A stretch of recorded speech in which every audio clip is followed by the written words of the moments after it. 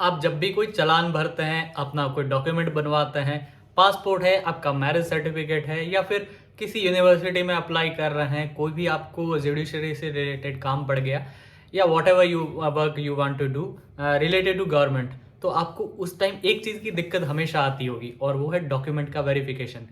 आपको अपना birth certificate, आपका कास्ट सर्टिफिकेट, आपका रेजिडेंस सर्टिफिकेट, कई केसेस में आपकी आरसी, आपके कार के डॉक्यूमेंट्स, आपका जो भी डॉक्यूमेंट पीयूसी है, जिस काम में जो डॉक्यूमेंट चाहिए होता है उस हिसाब से उसकी फोटोकॉपीज करवानी पड़ती है, उनको सेल्फ अटेस्ट करना पड़ता है। कई केसेस में आपको उनको गजेटेड ऑफिसर से वेरीफाई करवा के साइन करवाना पड़ता है या फिर आपको कई केसेस में नोटरी भी करवानी पड़ती है, तो ये डिपेंड करता है। तो मैं मानता हूँ कि ये जो इस तरीके के रूल्स या फिर प्रोटोकॉल्स बनाए गए हैं, ये अपने आप में सिटीजन्स के ऊपर क्या डालते हैं बर्डन ऑफ, ये अपने आप में सिटीजन्स पे ऊपर क्या डालते हैं, ये डालते हैं बर्डन ऑफ प्रूफ। क्योंकि व्यक्ति को हर बार खुद को साबित करना पड़ता है कि ये मैं हूँ, ये मेरा घर है, ये मेरी कास्ट है, ये मेरा बर्थ सर्टिफिकेट है, ये मेरा डॉक्यूमेंट है, ये मेरी गाड़ी है या फिर ये मेरा डॉक्यूमेंट है। Whatever the document you have to verify yourself against that officer, in front of that officer. तो ये बहुत बड़ी दिक्कत है जो भारत के लोग हमेशा फेस करते हैं। तो इसका सॉल्यूशन क्या है? इसका आज की डेट में कोई भी सॉल्यूशन नहीं है और ना ही मैं इसके ऊपर कोई लॉ बताने के लिए बैठा हूँ। मैं बता रहा हूँ एक थॉट। जैसे सारे लॉज आते कहाँ से, वो आते हैं स्कूल ऑफ थॉट से।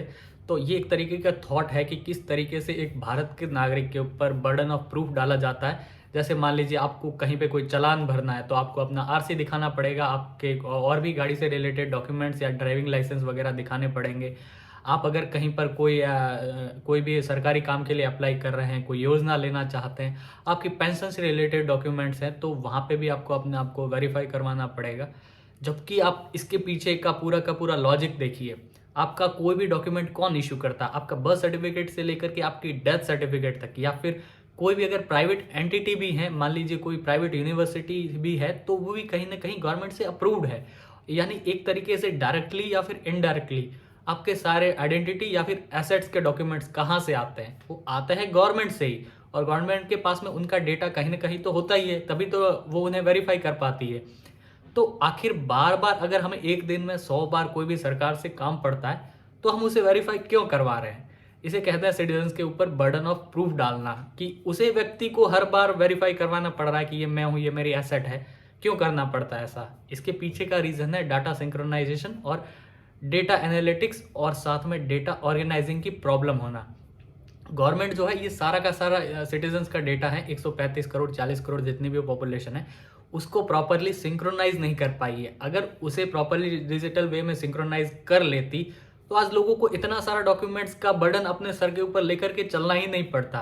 आप ये समझिए कि ये चीज़ें करने की कोशिश भी हुई। डिजी लॉकर क्या है? डेटा सिंक्रोनाइज करने की कोशिश है। आपका आधार क्या है? पैन से वगैरह से लिंक किया जा रहा है, डेटा सिंक्रोनाइज करने की कोशिश है।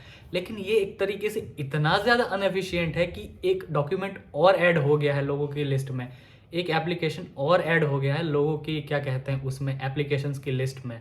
तो ये चीज़ें लोगों का बर्डन कम करने की बजाय और ज़्यादा बढ़ा देती है। तो इसका सॉल्यूशन क्या है?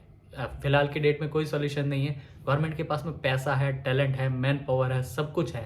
तो गवर्नमेंट चाहती तो इन सब चीज़ों को सिंक्रोनाइज करके लोगों को एक सिंगल डिजिट आईडी या फिर what ever the method they can have, उस मदद से लोगों को ये प्रॉब्लम सॉल्व कर सकती थी कि हाँ, आपको ये सारा डॉक्यूमेंट बार बार वेरीफाई करवाने की ज़रूरत नहीं है। हम इसे प्रॉपरली सिंक्रोनाइज करते हैं और आपका एक सिंगल डिजिट आईडी या एप्लीकेशन या किसी भी तरीके से हम इसको हर जगह जहाँ भी आप जाएंगे उसे वेरीफाई करवा देंगे। तो अगर ये चीज़ें हो जाती तो आज की डेट में भारत का सिस्टम जितना ज़्यादा एक तरीके से आप कहें हल्का फुल्का ही सही लेकिन विकलांग है, तो अनएफिशिएंट है।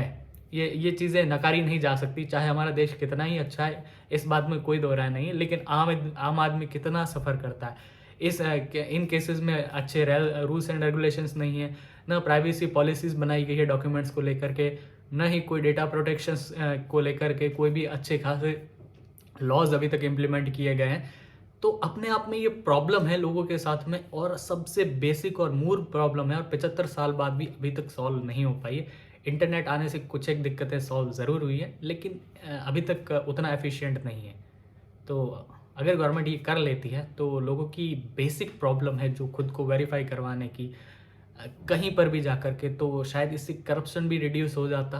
क्योंकि जहाँ पे आपको वेरीफाई खुद को करवाना है वहाँ आप खुद को डायरेक्टली ही करवा लेते, किसी की ऑफिसर की या किसी की ज़रूरत ही नहीं पड़ती।